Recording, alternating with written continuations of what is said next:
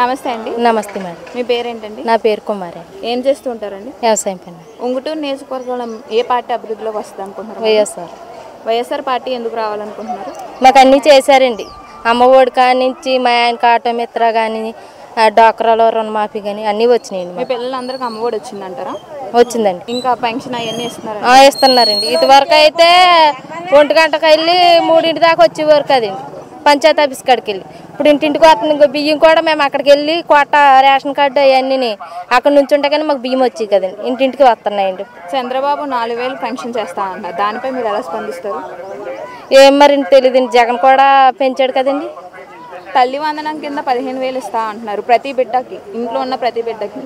అమ్మఒడి అయితే ఇంట్లో ఒక్కరికే పడింది కదా, తల్లి వందనం అయితే ప్రతి ఒక్కరికి పడుతుంది అంటున్నారు. దానిపై మీరు ఎలా స్పందిస్తారు? నమ్మలేమండి ఇచ్చేదాకా. మళ్ళీ ఫ్రీ బస్సులు అంటున్నారు, అవి కూడా నమ్మలేమండి. నమస్తే అమ్మా. మీ పేరేంటండి? నా పేరు బేతు నరసింహస్వామి. ఏం చేస్తుంటారండి? నేను ప్రైవేట్ ఎంప్లాయ్. నెక్స్ట్ ఎలక్షన్లో వాసుబాబు గారు వస్తారనుకుంటున్నారా? వాసుబాబు గారు కంపల్సరీ రావాలమ్మా. ఎందుకంటే 2014 to 19లో జరిగినటువంటి గవర్నమెంట్లో గన్ని వీరాంజనేయులని ఇక్కడ స్థానిక ఎమ్మెల్యే. అతని దగ్గరికి ఏమన్నా పని గురించి వెళ్తే కనుక ముందు జన్మభూమి కమిటీలని ప్రతి విలేజ్లోనూ ఉండి ఆ జన్మభూమి కమిటీ వాళ్ళని మనం లంచం ఇచ్చి అక్కడి నుంచి మళ్ళీ ఆంజనేయుల గారి దగ్గరికి వెళ్తే వాళ్ళ దగ్గర పిఏ ఉండి ఆయన పేరు సదానందం. మంచి లంచగొండి పరిపాలన, ఆ పరిపాలన. ఈ వాసుబాబు గారి దగ్గరికి వచ్చేటప్పటికి ఈయన ఫస్ట్ నుంచి కూడా రాజకీయ కుటుంబం. ఎందుకంటే వాసుబాబు గారు ముత్తాత గారు పల్లపూర్ ఏరియాలో ప్రెసిడెంట్ కింద చేశారు, సర్పంచ్ కింద. తర్వాత వాసుబాబు గారు నాన్నగారు సమితి ప్రెసిడెంట్ కింద చేసి దగ్గర అన్ని గ్రామాలని కూడా బాగా డెవలప్మెంట్ చేసుకుంటూ వచ్చారు. వాసుబాబు గారు బోనపల్లి గ్రామంలో ప్రెసిడెంట్ కింద చేసుకుంటూ వచ్చారు. 2009లో ప్రజారాజ్యం పార్టీ పెట్టినప్పుడు వాసుబాబు గారు ప్రజారాజ్యం పార్టీ తరఫున నిడమర మండలంలో ఒక ఎమ్మెల్యే క్యాండిడేట్ కన్నా డోర్ టు డోర్ తిరిగితే 4 మండలాల్లో కూడా 3 మండలాల్లో 3rd ప్లేస్లో ప్రజారాజ్యం ఉంటే నిడమర మండలంలో 4,000 పై చిలుకు ఓటింగ్ మెజార్టీ తీసుకొచ్చారు వాసుబాబు గారు. ఎందుకంటే ఆయన రాజకీయ కుటుంబం సంబంధించిన వ్యక్తి. ఆయన కమిట్మెంట్ ఇచ్చాడంటే కంపల్సరీ చేస్తాడు. లేదంటే ఎంత దగ్గర బంధువు అయినా ఎంత దగ్గర స్నేహితుడైనా ఇది అర్హత కాదు అని అంటే కనుక తీసి పక్కన పెడతాడు. ఇది కాదురా అవ్వదు అని నానించే మెంటాలిటీ ఉండదు. Straight forward. ఇది అవుద్ది అంటే అవుద్ది. ₹1 లంచం కానీ ₹1 అవినీతి కానీ లేకపోతే తన అనుచరులకు అవినీతి చేసినా సహించడు. ఒకవేళ అనుచర వర్గం ఎవరైనా సరే డ్రింక్ చేసి వెళ్ళినా సరే గేట్ బయట నుంచో పెడతాడు. అటువంటి వ్యక్తిత్వం గల మనిషి. ఎందుకంటే స్టార్టింగ్ నుంచి బై బర్త్ నుంచి వచ్చిన వ్యవహారం, అంతేగాని మధ్యలో ఏదో 2-3 సంవత్సరాల క్రితం నుంచి వచ్చిన మనిషి కాదు. చిన్నప్పటి నుంచి ఉన్నతమైన విలువలు, ఉన్నతమైన రాజకుటుంబం నుంచి వచ్చిన వ్యక్తి, ఉన్నతమైన విద్యావేత్త, ధనికవంతుడు, అలాగే పారిశ్రామికవేత్త. ఆయన సంపాదించుకోవాలని లేదు. ఈయన ఇంచుమించు 175 నియోజకవర్గాల్లో ఏ ఎమ్మెల్యే అయినా సరే ఎమ్మెల్యే అయిన తర్వాత ఎంతో కొంత ఆస్తులు కూడగొట్టుకుంటారు. కానీ మా వాసన ఎమ్మెల్యే అయిన తర్వాత 70 కోట్ల రూపాయలు విలువైన ఆస్తులు అమ్ముకున్నాడు. ఆస్తులు అమ్ముకుని విలువతో కూడిన రాజకీయం చేస్తున్నాడు ఈ వాసుబాబు గారు. అంతేగాని కూటమిలో ఇప్పుడు గన్ని వీరాంజనేయులు కానీ ప్రస్తుతం ఉన్నటువంటి ఎవరైతే పోటీ చేస్తున్నారో పేరు ఏదో ధర్మరాజు అధర్మరాజు అటువంటి వ్యక్తులు కాదు ఈయన. ఏంటంటే స్ట్రైట్గా ఉంటాడు. ఓకే, నేను ఒక కార్యకర్తగా ఉన్నాను అనుకోండి, ఆ కార్యకర్త ఇది కాదు, ఇది మంచిది కాదు అంటే కనుక ఒరే ఇది అవ్వదు నీకు అని చెప్పే మెంటాలిటీ వాసుబాబు గారిది.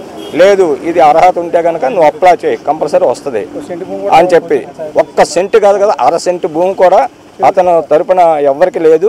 చెరువులు తవ్వకాలని చెప్పని లేకపోతే మొన్న ఎవరో పీకే స్టార్ పవన్ కళ్యాణ్ గణపవరం వచ్చి మీటింగ్ పెట్టి పేకాట క్లబ్బులు నడుపుతున్నారంట. ఆయన పక్కన లవకుశల్లాగా 2 ఉన్నారు, మధ్యలో ఈ మహానుభావుడు ఉన్నాడు. వాసుబాబు గారు ఇంటి ముందు రోడ్డు వేయలేదంట. ఆ మహానుభావుడు ఇదే ధర్మరాజు పత్తేపురం విలేజ్లో ఉంటే పత్తేపురం టు రాచూరు రోడ్డు వేశారు ఈయన ప్రభుత్వం వచ్చిన తర్వాత. అలాగే ప్రతి గ్రామానికి కూడా రోడ్లు వేశారు. అంతేగాని పేకాట క్లబ్బులు నడపవలసిన అవసరం ఆయనకి లేదు, ఆయన అనుచరులకి లేదు, వాళ్ళ కుటుంబ సభ్యులకు లేదు. ఎందుకంటే ఆ స్థాయి కాదు ఆయనది. ఎప్పుడు కూడా ఉన్నత స్థాయిలో ఉన్నటువంటి వ్యక్తి, ఉన్నత విలువలతో కూడా రాజకీయం చేశాడు. అంతేగాని దాచుకోవడం దండుకోవడం కూటమికున్న అలవాట్లు అందరికీ ఉన్నాయని చెప్పని వాళ్ళ అభిప్రాయం. నమస్తే అండి. మీ పేరేంటండి? నా పేరు వెంకటరత్నం అండి. ఏం చేస్తుంటారండి? నేను ఆటో నడుపుకుంటాను. ఉంగుటూరు నియోజకవర్గంలో ఏ పార్టీ అధికారంలోకి వస్తుంది అనుకుంటున్నారు? వైఎస్ఆర్ పార్టీ. ఎందుకండి? ఎందుకంటే ఈయన కుల మతం లేకుండా అందరికీ న్యాయంగా జరగాలని, అంతేగాని దాని తెలుగుదేశం లేదా జనసేన ఆ టైపు మా నాయకుడు లేదండి. మేము వెళ్ళి చెప్పినా అది రూల్స్ ప్రకారంగా ఉంటేనే చేస్తాం అన్న దొమ్మన్న నాయకుడు మా వాసన్న. ఆయన మంత్రి కూడా చేస్తాడు. ఏమైనా అభివృద్ధి చేశారంటారా? అభివృద్ధి ఎందుకు చేయలేదండి? సచివాలయాలు ఇంతవరకు ఇంటింటి తిరిగేవారు జనం. ఇప్పుడు వాళ్ళ దగ్గరికి వెళ్ళి మీకు ఏం కావాలమ్మా, మీకేం లేదు, ఏం తక్కువైంది అన్న అడిగే వాలంటీర్లను పెట్టిన జగన్ వ్యవస్థ. ఇప్పుడు వాళ్ళ ఇంటికాడికి వెళ్ళి పనులు చేసి ఏ పథకమైనా వాళ్ళకి లబ్ధి చేర్చేది మా జగన్ ప్రభుత్వమే. చంద్రబాబు కూడా వాలంటరీ వ్యవస్థ ఉంచుతా అంటున్నారు కదా. ఇప్పుడు ఉంచుతానే అంటున్నాడండి, వచ్చిన తర్వాత ఉంచాలి కదండి. ఇప్పుడు సొల్లు మాటలు ఇంటికో జాబు, నిరుద్యోగ భృతి అవన్నీ ఇస్తానన్నాడు, ఇచ్చాడండి. పెన్షన్ స్టార్టింగ్ 4000 ఇస్తా అంటున్నారు. పెన్షన్ 4000 ఇవ్వన్నాడు. బొబ్బ పెట్టినాడు ఎన్నైనా చెప్తాడండి, పెట్టేవాడికి తెలుస్తుందండి ఆ బాధ ఏంటో. 2014లో ఎన్ని హామీలు ఇచ్చాడండి, పెట్టినాడైతే ఎవడు కదా. ఇప్పుడు మా జగన్ ఉన్నాడు, రుణమాఫీ 2014లోనే రావాలండి జగన్ సీఎం. ఎందుకు అది అవ్వదు? రుణమాఫీ చేయలేను, నేను చేయని దాన్ని నేను అమలు చేయలేను అన్న టైప్లో ఆయన పథకం ఇవ్వలేదు 2014లో. లేకపోతే ఇచ్చుంటే ఆ మాట ఆయన వద్దు 2014లో. మేనిఫెస్టో ఏమీ చేయలేదు అని చంద్రబాబు అంటున్నాడు. అయ్యో ఎందుకంటాడండి, ఆయనకి అబద్ధాలు పుట్టేది. బాబు అంటే మాదిరోడు కాదు, ఆయన మామూలుగా మేనల్లు ఎన్టీఆర్ గారు అలా ఉన్నారు. మామూలు జైల్లోకి వెళ్ళినప్పుడు ఆయన చిన్న సానుభూతి గారు చెప్పలేదు. ఎందుకంటే 2014లో వాళ్ళిద్దరు అన్నదమ్ములను ఆడుకున్నాడండి. కళ్యాణ్ రామ్ను ఆడుకున్నాడు, ఎన్టీఆర్ను ఆడుకున్నాడు, పవన్ కళ్యాణ్ గారిని కూడా ఆడుకున్నాడు. వాళ్ళు వదిలేసాడు. మరి అయినా సరే పవన్ కళ్యాణ్ గారు ఎందుకు వెళ్ళాడు మరి మనకి బాబు వస్తేనే అభివృద్ధి వస్తుంది అని చంద్రబాబు ఎందుకు వస్తుంది? వాళ్ళ వాళ్ళకి జరుగుతుందండి. మాలాంటి లేబర్ దళితులకి, ముస్లిమ్స్కి, ఇంకో కాపులకి వర్గానికి జరగదండి, వాళ్ళ వర్గానికే జరుగుతుంది. బాబు జన్మభూమి కమిటీ వేస్తాడు 10 మందిని, ఆ 10 మందికి 1 లక్ష రూపాయలు 2 లక్షలు వచ్చింది అనుకుంటుంది నాకు లోను. ఆ 2 లక్షల్లో 50,000 వాళ్ళు తెప్పుకుని వాళ్ళు పంచుకుంటారు. ఇప్పుడు మా జగన్ ఉన్నాడు డైరెక్ట్గా నాది ఆటో లోను, అదే మామూలుగా ఆటో వాహన మిత్ర వేసాడు. డైరెక్ట్ 10,000 నాకు అడిపోతుంది. దీంట్లో పార్టీ ప్రెసిడెంట్ లేకపోతే ఇంకొకటి తింటాక లేదండి ఇది. మరి అలాంటిది నేను మా పిల్లలకి అమ్మఒడి పొందానండి, ఆటో వాహన మిత్ర పొందాను, లారీ ఒకటి ఇచ్చారండి ఐశ్వర్యాను. వాహన మిత్ర పడింది కానీ అయినా డబ్బులు తీసుకుంటున్నారు కదా. అసలు లేదండి, అబద్ధం అండి. ఇదిగో తల్లి సాక్షిగా దేవుడి సాక్షి నేను చెప్తున్నాను.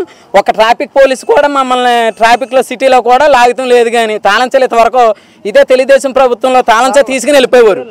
ఇప్పుడు ట్రాఫిక్ పోలీసు మమ్మల్ని ఎవరిని ఇబ్బంది పెడతాం లేదు, ఏదో సొల్లిమాటలు చెప్తారు అంతే. పవన్ కళ్యాణ్ గారు కూడా అర్థం చేసుకోవాలండి, మిమ్మల్ని ఆడుకుని 2014లో ఎలా వదిలేశారో ఈ 2024లో కూడా అలాగే చేస్తారండి. మీరు దయించి పవన్ కళ్యాణ్ 2014లో చంద్రబాబు నాయుడికి మద్దతు ఇచ్చాడు. ఆ రోజునే మద్దతు ఇచ్చిన రోజుని ఎందుకు ప్రశ్నించలేదు? ఇవాళ వైఎస్ రాజశేఖర రెడ్డి కొడుకు వచ్చాడని చెప్పి ప్రశ్నిస్తున్నాడు. అప్పుడు 2014 భీమవరంలో మద్దతు ఇచ్చి ఆనాడు నేను ఏదైనా చేయకపోతే నేను నిలదీస్తానన్నాడు. ఇవాళ ఎందుకు నిలదీయలేకపోయాడు పవన్ కళ్యాణ్? అంటే ఇవాళ చంద్రబాబు నాయుడు ఏంటంటే పవన్ కళ్యాణ్ని వాడుకుంటున్నాడు. ఆ వాడుకున్న చంద్రబాబు నాయుడికి ఇవాళ తేలుతాం, రేపు ఎలక్షన్ అయిపోయాక తెలుస్తుంది, అప్పుడు దాకా తేలుతామ్మా. ఇప్పుడు అంత దమ్మున ఇక్కడ ఒక్కడ సింగిల్గా పోటీ చేయొచ్చు కదండి 175 నియోజకవర్గాల్లో.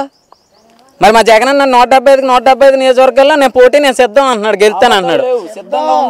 ఆయన చేయొచ్చు కదా, ముగ్గురు కోటంలో వచ్చి ముగ్గురు కలుతాం కదండి. మీ ఇంటికి లబ్ధి పొందితేనే మంచి జరిగితేనే నాకు ఓటేయండి అన్న దమ్మున్న నాయకుడు మా జగన్ అన్నయ్య. అలా చెప్పమన్నాను చంద్రబాబు నాయుడిని. నమస్తే అండి. నమస్తే అమ్మ. మీ పేరేంటండి? నా పేరు పతిపాటి సీనమ్మ. ఉంగుటూరు నియోజకవర్గంలో ఏ పార్టీ అధికారంలోకి వస్తే బాగుంటుంది? ప్రస్తుతానికైతే మన జగన్మోహన్ రెడ్డి గారి అధికారం బాగుందమ్మా. పథకాలు అన్నీ కూడా బాగానే ఇస్తున్నారమ్మా.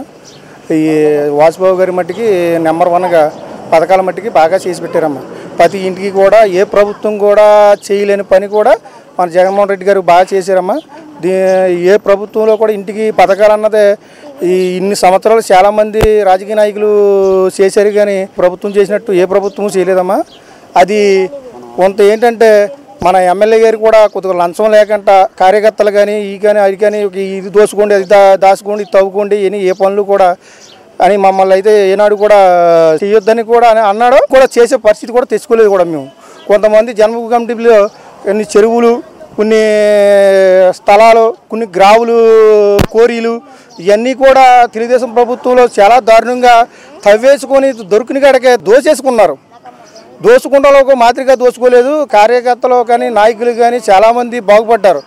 అంతా బాగుపడలేదమ్మా, చాలా దారుణంగా బాగుపడ్డారు. ఇవాళ ఏంటంటే వైఎస్ఆర్ కార్యకర్త ఎక్కడక్కడ దోసుకుంటాం లేక చాలా మంది టీడీపీ జనసేన వైసీపీ అసలు రాదు ఈసారి, ఈ కూటమే వస్తది అని అంటున్నారు. దానిపై మీరు అది వాళ్ళ మనస్సాక్షులకే తెలియాలి. అది ప్రజలే గుణపాఠం చెబుతారమ్మా. దానికి మించింది ఏంటన్నదే ఈ ఎలక్షన్ అయ్యాక వాళ్ళకు ప్రజలకి మూడు పాలు కూడా పుప్పాల వాజ్పేయి గారు ఎమ్మెల్యే అవుతాం ఖాయం, మంత్రిగా అవడం కూడా పక్కా ఖాయం. ఎందుకంటే ఈ ధర్మరాజు ఆయనకి కనీసం కొన్ని ఊర్లు కూడా తెలియదు, కానీ ఏ ఊరు ఎక్కడ ఉందో కూడా తెలియదు. అంటే ఏంటంటే ఆయన ఏదో ఒక డబ్బు రూపంగా నడిపేద్దామని ధర్మరాజు గారు ఏం చేయలేదంటారా ఉంగుటూరుకి అసలు ఈయన ఎవరో కూడా తెలియదండి. అసలు కొంతమందికి ఆ చెరు మీద పనులకు వెళ్ళే వాళ్ళు తప్ప కొంతమందికి ఈ ధర్మరాజు అన్నది ఎవరో తెలియదు. ఉంగుడూరులో మన పుప్పాల వాసుబాబు గారు తప్ప 15 సంవత్సరాలు బట్టి ఆయన తిరగని రోజు లేదు. ఏ ఎమ్మెల్యే అయినా సరే గెలిచిన తర్వాత కారు దిగడం.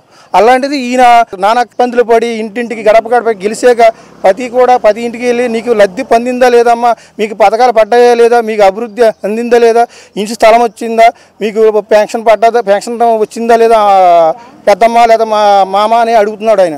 జగన్మోహన్ రెడ్డి క్యాపిటలే తీసుకురాలేదు అని చంద్రబాబు అంటున్నాడు. అమ్మా ఇప్పుడు ఈయన ఎక్కిన ఒక 4-5 సంవత్సరాలు అయింది.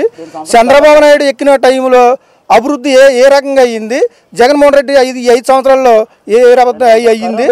దమ్ము ధైర్యం ఉన్నాను ఎత్తి మేము అభివృద్ధి అంటే మేము చూపిస్తాం. రేపొద్దున ఈ 5 సంవత్సరాల్లో ఏ రకంగా చూపించమనండి. తెలుగుదేశం వాళ్ళు వచ్చి మట్టికి రేపొద్దున్న జనసేన వాళ్ళు కానీ ఇవి వచ్చిన తర్వాత వాళ్ళ అభివృద్ధి చూపించమనండి. దమ్ము ధైర్యం ఉంటే వాళ్ళు ఎన్ని సంవత్సరాలు చేశారు చంద్రబాబు నాయుడు కానీ పవన్ కళ్యాణ్ కానీ మద్దతు ఇస్తున్నాడు. ఇవాళ అది పథకాలు అన్నది అలా పెడతాకే జనాలను 1-2 సార్లు చెప్తే జనాలు నమ్మేస్తారని చెప్పి వాళ్ళ అభివృద్ధి గురించి ఏదో ఓటు గెలుస్తాకి ఎలా గెలాలి. ఇంతమంది కాదు ఒకడి మీద ఇంతమంది పడుతున్నారంటే ఏ రకంగా పడుతున్నారు. పవన్ కళ్యాణ్ జగన్ మీద వ్యాఖ్యలు చేస్తారు. అది రాజకీయ లక్షణాలు కాదు అయ్యి. అతనికి రాజకీయ లక్షణాలు అయితే ఒక ఓర్పు ఒక సహనం ఉంటుంది. జనం చూసి మామూలుగా ఏదో దెయ్యం పట్టిన వాళ్ళగా అది అరుతున్నాడు. అది కరెక్ట్ కాదు. రాజకీయానికి ఓర్పు ఉండాలి, సహనం ఉండాలి. ఏలాలో చెప్పిన మాటలు విన్నాడు తప్ప అతను పవన్ కళ్యాణ్ మనిషి అతనైతే రాజకీయ మాటల మట్టికి రాజకీయ నాయకులు ఏదో పేపర్లో రాయటం అవి చదువుతున్నాడు తప్ప గ్రామాల్లోకి వచ్చి పవన్ కళ్యాణ్ ఎత్తి అతను ఒక్కడ ఏ పార్టీ సంబంధం లేకుండా వచ్చి ఏంటన్నది ఆ గ్రామాల్లోకి రమ్మనండి. దమ్ముంటే గ్రామాల్లోకి వచ్చి అడగమనండి. ఎవడో చెప్పిన రాతలో పోతలో అవి కరెక్ట్ కాదు. అది పవన్ కళ్యాణ్ మట్టికి ఏంటంటే ఈ చంద్రబాబు నాయుడు అనే వ్యక్తి ఇతను వాడుకుంటాకే చూసుకుంటున్నాడు.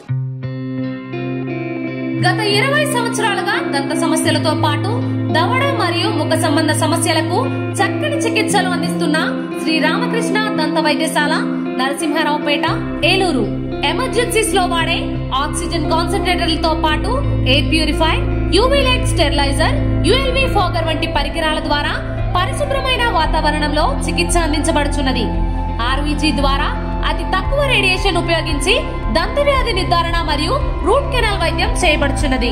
డెంటల్ లేజర్ ద్వారా కుట్లు లేకుండా సర్జరీలు, ఇంప్లాంట్స్ కిట్స్ ద్వారా పళ్ళు లేని వారికి ఫిక్స్డ్ దంతాలు, రూట్ కెనాల్ చికిత్సలకు ఎండో మోటార్ వంటి ఆధునిక పరికరాలు కలిగిన నమ్మకమైన డెంటల్ క్లినిక్.